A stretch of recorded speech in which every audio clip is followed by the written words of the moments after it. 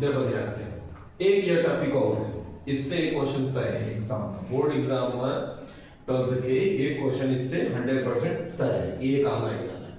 Linear differential equation यानी रैखिक अवकल समीकरण, ये क्या होते हैं बच्चे? ये दो तरीके हैं। देखो ध्यान से बात समझो, अवकल समीकरण का हल करने के कई सारे तरीके होते हैं, ठीक है, जिनमें से एक है जो है रैखिक अवकल समीकरण होता है। ये कौन से तरीके?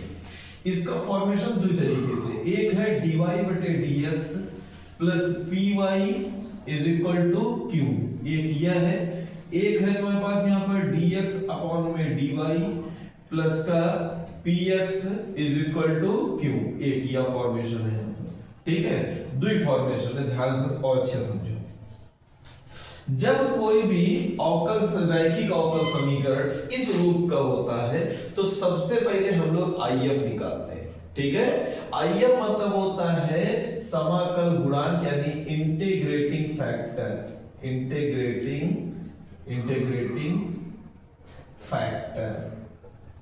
फैक्टर, जिसको हम लोग हिंदी में बोलते हैं समाकल गुणांक, समाकल गुणांक यानी IF। अब IF का फार्मूला होता है e टू द पावर, इस फॉर्मेशन में, फॉर्मेशन जरूर ध्यान में रखना, ये dy अपॉन dx की फॉर्मेशन है, ये dx अपॉन dy की फॉर्मेशन है, ठीक है, सब लोग ध्यान में रखियो। IF का फार्मूला होता है e to the power integration p dx, ये फार्मूला होता है। अब इसी के आधार पर हम लोग एक चीज ये समझ सकते हैं, ध्यान होना चाहिए, dy upon dx plus py is equal to q जब है तो याद रखना p जो है वो हमेशा x के फॉर्मेट में होना चाहिए, यानी y से एकदम सेपरेट होना चाहिए, नहीं कि p जो है उसको हम लोग y वाला फॉर्मेशन लेंगे यहाँ पर, ठीक है। अगर यहाँ पर q है तो q या तो कोई कांस्टेंट नंबर होना चाहिए या फिर जो उसका फॉर्मेशन x में होना चाहिए, अगर y में नहीं होना चाहिए। अगर y में है तो उसका फॉर्मेशन फिर से बदल सकता है, फिर से अलग-अलग आधार पर उसके यानी वैल्यू हो सकती है, वो एक अलग आधार पर यहाँ पर निकल करके आएगा, वहां पर डिफरेंशियल इक्वेशन का फॉर्मेशन भी बदला जाता है, तो ये भी चीज ध्यान में रखनी है। इधर देखो, सबसे पहले हम लोग IF निकालेंगे, तो IF का फार्मूला होता है e to the power pdx। उसके बाद हम लोग के पास एक फार्मूला है, फार्मूला क्या है यहाँ पर, जब IF निकल आएगा, IF निकलने के बाद एक फार्मूला होता है y इंटू में IF is equal to integration q into में IF dx प्लस का c, ये फार्मूला होता है। अब इस वाले फॉर्मेशन में जब dx अपॉन dy होगा यहाँ पर, तब इसका फार्मूला क्या होता है, इसमें भी पहले IF निकालना है। IF का फार्मूला होगा e to the power p dy, इसमें जो p होगा वो y के फॉर्मेशन में होना चाहिए, किसके फॉर्मेशन में होना चाहिए, y के फॉर्मेशन में। तो फिर उसके बाद इसका जो यानी फॉर्मूला बनता है वो फार्मूला इसका ये होता है x इंटू में IF इज इक्वल टू में समाकलन यानी इंटीग्रेशन q इंटू में IF इंटू में dy और प्लस का c, ये फार्मूला है, ये एक फार्मूला है और ये भी एक क्या रहा है यहाँ पर फार्मूला। अब ये फार्मूले का यूज क्या होगा, देखो सबसे पहले तो हम लोग IF निकालेंगे, इंटीग्रेटिंग फैक्टर निकालेंगे, उसके बाद अवकल समीकरण को हल करने के लिए हम लोग इस फॉर्मेशन का यूज करते हैं, ये फार्मूला है।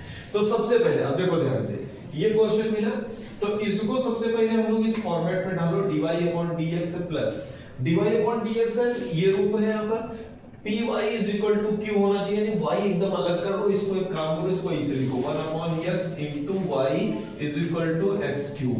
तो अगर इसको इससे कंपेयर करो, अगर dx अपॉन dy होता तो हम लोग इसको देखते, ये वाले फॉर्मेशन से कवर करते, p और q निकालते।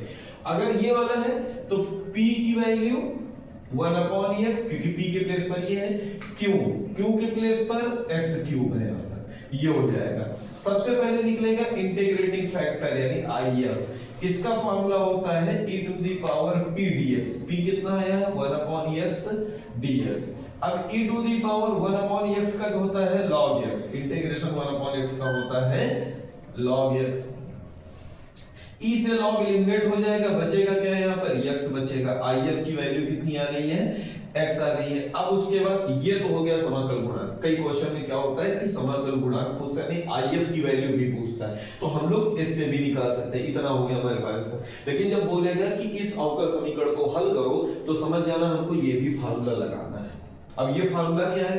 फार्मूला है y इंटू में IF is equal to q into में IF dx प्लस का c। तो y इंटू में IF की वैल्यू है x, q इंटू में IF q की वैल्यू है x क्यूब इंटू IF की वैल्यू कितनी है? x हो गई, और फिर dx और प्लस का c हो गया। तो yx मतलब xy लिख देंगे। अब इसको हम लोग x की पावर 4 और dx लिख सकते हैं क्योंकि एक x यहाँ पर भी था, प्लस c हो गया। xy is equal to x की पावर 4, इसका समाकलन यानी कि integration x to the power n dx, इसका फार्मूला होता है x to the power n plus 1 upon में n प्लस 1 होता है। तो हम लोग जो है इसको x की पावर 4 प्लस 1 5 होता है, अपॉन में 5 और प्लस का c। ये हमारे पास फाइनल आंसर मिल गया, एक डिफरेंशियल इक्वेशन। अब इसके बाद हम लोग चाहे तो x को उधर सब्स्टिट्यूट भी कर सकते हैं, पक्षांतर वगैरह भी कर सकते हैं। ये हमारे पास फॉर्मेशन होगी। चाहो तो इतना निकल के भी छोड़ सकते हैं, उसमें कोई प्रॉब्लम नहीं ना। ये हो गया हमारे पास सॉल्यूशन। तो कई हम लोग बस इतना ध्यान रखना है dy अपॉन dx का फॉर्मेशन है या फिर dx अपॉन dy का फॉर्मेशन है। अगर dx अपॉन dy का फॉर्मेशन होगा तो सारी फॉर्मेशन इस तरीके से होंगी, if e to the power p dy होगा, फार्मूला ये बनेगा।